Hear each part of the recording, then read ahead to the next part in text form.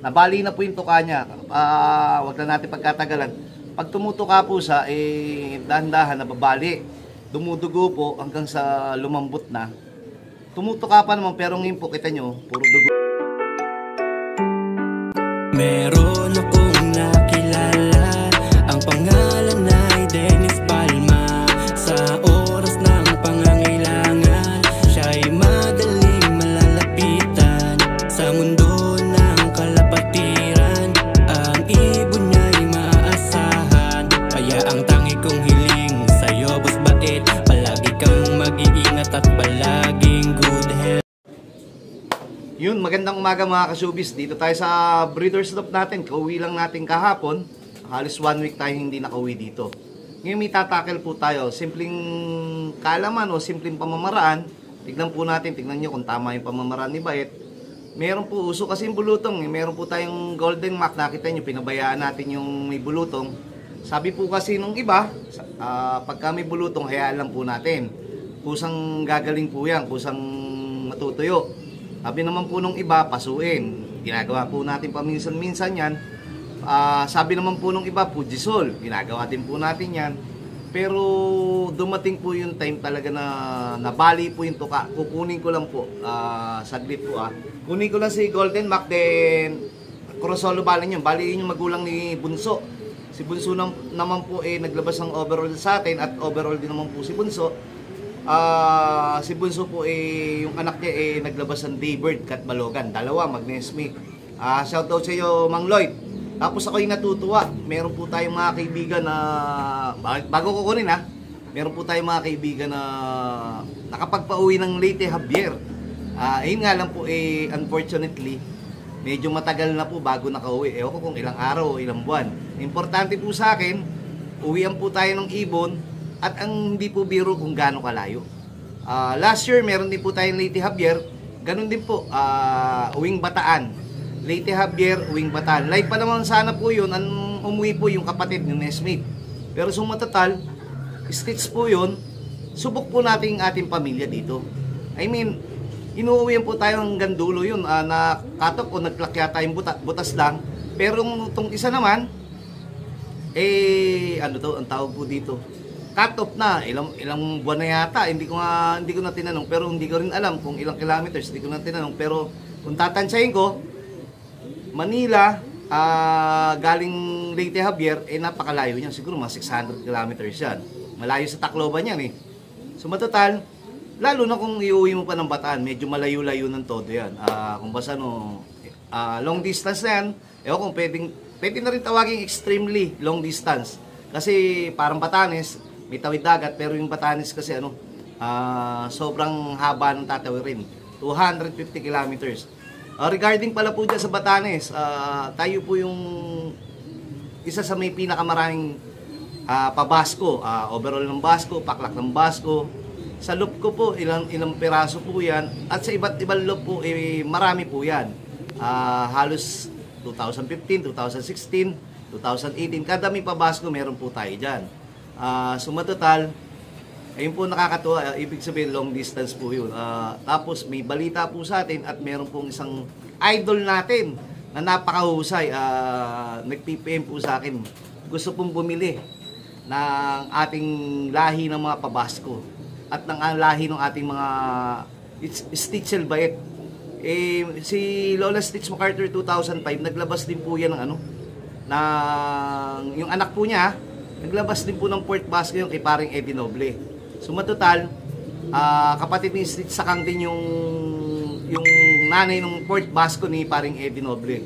Tapos nagkaroon din po tayong Basco dito, yung third Basco. Third Basco naman po regalo sa atin ni paring Jimmy Lim na naka-cross sa Samurai Jack. Kaya ang daming Basco po.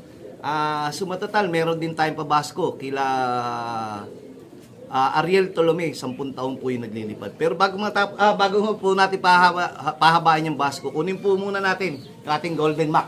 Andali po. Ipakikita ko po.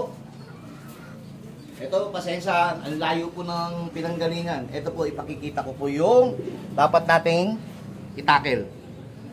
Nabali na po yung tuka niya. Wag na natin pagkatagalan. Pag tumutuka po sa dahan-dahan nababali. dumudugo po hanggang sa lumambot na. Tumutuka pa naman, pero ngayon po kita nyo, puro dugo po yung dito. Ayan o. Kasi nga po, napipwersa. Ito po yung way ng ano natin, pagpapakain. Dinadamihan natin para grab niya na lang ng ganun. Para kung basta hindi niya na tinutukan ng todo, naiipit na lang doon sa gitna. Pagka ganun sumasakit, katulad po niya, no? Dudugo. Ang ginagawa ko na lang po ngayon, kukuha po ako nitong katulad po, sa mais. Then, gagawin ko po, babasain ko. Ito po yung tubig. Babasain ko po, para hindi na ako, susubuan ko po. Pag subo po natin yan, di may konting tubig na yan. Kasi pagka yung ibon natin, purong ganito lang, puro feeds, tapos bobombotin mo pa ng tubig, baka pwedeng pasukin yung baga. Opinion po ni ba ito, Kung pwede po, opinion ko, kung pwedeng sa dulo, kung papainom kayo, bulak na lang. Pasayin nyo po yung bulak, pigain. Then, ito po, dahan-dahan po siyang, kanina pa po, inano ko lang, kita nyo, may kinain na siya. Ito pong magiging style na ito, magiging yaya na po ako nito. Handfeed na po. Tapos, siguro pagka-uwi ako sa Santa Mesa, kung ibibiling ko kay Parin Larry. O kaya, dadaling ko.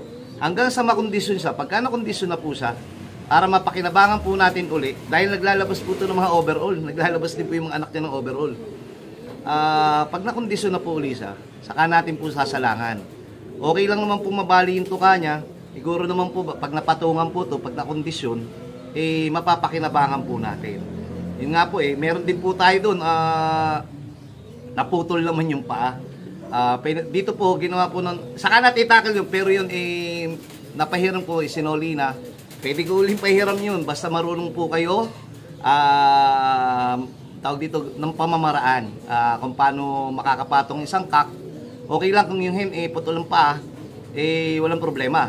Pero yung kak kasi, masaya lang, didiskartehan nyo. Saka natin itakal yun, sandali po, uutay-utayin ko lang po bigyan to, katulad po niyan. Sinusubukan ko po ng ganito. Mahirap po pagka nakaangat, dapat nakaipit po siya sa mesa, pero hindi po natin makikita naman sa camera. Tapos mamaya bibigyan po natin ng victory. Then yung tubig po natin may halo po to, tulume. At least kahit paano na-observe niya dito, dun kumakapit po. Ito po may mga pellet din po to sa mga sap. Ito po yung pamamaraan ko po dito para hindi po masayang ibon natin. Kaysa naman hindi na siya kakain tapos magpapaalam na sa atin, wag naman po. Pinasok natin itong larangan natin sa pag-ibon. Ito po, sabi ko nga, laging ulitin, hindi po natin obligasyon to. Responsibilidad natin po sila dahil parang mga anak po natin sila. Pag maganda po yung pinakikita nyong pagmamahal po sa inyong mga ibon, tignan nyo po, bakit po si Bait taon-taon merong kasamang ngiti. Taon-taon, kada season, may kasamang karangalan. Sa iba't ibang loob at sa loob ko. Kasi nga po, ginagamitan natin ng puso, yung pagmamahal. Ang pag-iibon nga po hindi lang basta-basta meron ka lang, dapat po daw ang pag-iibon gamitan natin ng puso, gamitan natin ng pagod o malasakit. Kasi yung pagod o malasakit at saka yung experience natin magtuturo sa atin dito para maging maayos o matuto po tayo. Katulad po nito, ngayon lang po ako nag-handfeed na matanda na. Dahil pagka mga bata handfeed, ipinamimigay ko na lang. Ba't ko papapagawin yung sarili ko? Kung merong mas masipag naman kay Bait na pwedeng pagbigyan. Ganun lang po kasimple. Mamaya po uli natin ituloy para masikaso ko naman po. Ibon muna bago po tayo. Sige po. What's up mga ka-showbiz? WPFC 2021, lipat 2022, complete locking. Then ito naman po yung nakapares niyan doon dahil pang ano ko naman po to. Kapatid ni Basco champion po to. Ang nangyari po dito yung pares po nila, ibig sabihin silang parehong pares, breed po natin, yung po ginamit ni Mang Lloyd o ng kanilang magkakaibigan. Ngayon po naglabas po ng mag-nestmate. Mang Lloyd, ito na po dito, bali itong dalawang to, kapatid po nito naglabas po ng dalawang mag-nestmate, Catbalogan Daybird Cracker ng Nueva Ecija. Bali Catbalogan Daybird, uwing Nueva Ecija. Pag nestmate pa po yan ayun po yung sinasabi. Tapos plus factor in-inbreed pa. Ayun po yung sinasabi, pwede po bang mag-breed ng inbreed kung pwedeng panlaban o breeder. Depende po nga po yan sa history. Kaya lang po natin tinatakal to si Bunso. Siya po yung anak po, direktang anak po ni yung nabalian po ng tuka, yung sa bulutong po. So matotal, yung may bulutong si Mami, si tawag dito, si first overall Golden Mac, first overall MacArthur, tapos first solo ng Sorsogon, solo knockout, solo winner po ng MMFC way back 2014 po yan ni ating kaibigan Judsi. Pareho pong winner, naglabas ng winner, yung apo winner, pero ngayon may tama po yung tuka, kaya iaalagaan po natin mabuti yung pinanggalingan po nitong yung pinakalola ng overall at yung nanay ng overall, ating aalagaan. Ayun po yung yung sinasabi natin pagpapahalaga. Kasi sayang po, di ba po, yung meron pa po pala sa Golden Mac, yung mga lahing nila Ken Golden Mac din yun, cross kay Victor Lim Kawayan. Patakloban nila yon, tapos pa Liti Javier din. Basta sabi ko nga po sa inyo, basta taon-taon lang ilista nyo po yung mga ibon nyo, alamin nyo po yung mga history o resulta nila para hindi po kayo naguguluhan. Maganda po yung naka-record, maganda po yung alam nyo kung ano yung sitwasyon ng mga ibon nyo, kung nakakatulong pa ba o hindi na, para na-eliminate o natatanggal nyo po yung mga hindi maganda po sa inyong mga gamit na pamilya. Ako po paikot-ikot na lang dito, kaya medyo hindi na po tayo hirap mag-eliminate dahil hindi na po tayo nagpapasok ng mga ibon dito na hindi related sa atin. Yung isa po maliit na po. Ito naman po ito po yung galing kay paring Emil Romero. Dugong bait, inbreed din po yan. Ito po yung bali yung inbreed ng first overall Naga, first overall ang tawag din, PHA 2017 auction winner. Then kapatid din na ito, inbreed ng ang tawag doon, yung 2020 third overall ng MMFC young bird. Then ito naman po tatay po mismo ng first local ace pigeon po natin, Lola Stitch MacArthur 2005 cross bulak po to, tapos may Luis po. Sumatotal, sabi ko nga po, pagka meron po tayong mga materialis, kahit nagkabulutang yan, ingatan po natin. Hindi porke masama na yung sitwasyon nila, babaliwalain na lang natin. Ganito na lang po, sa simpleng pamamaraan po ni Bayet, sana may natutunan po tayo at pwede po kayo mag-comment para malay nyo, ako namang may matutunan sa inyo, para maging healthy po yung ating discussion lagi. Sige po,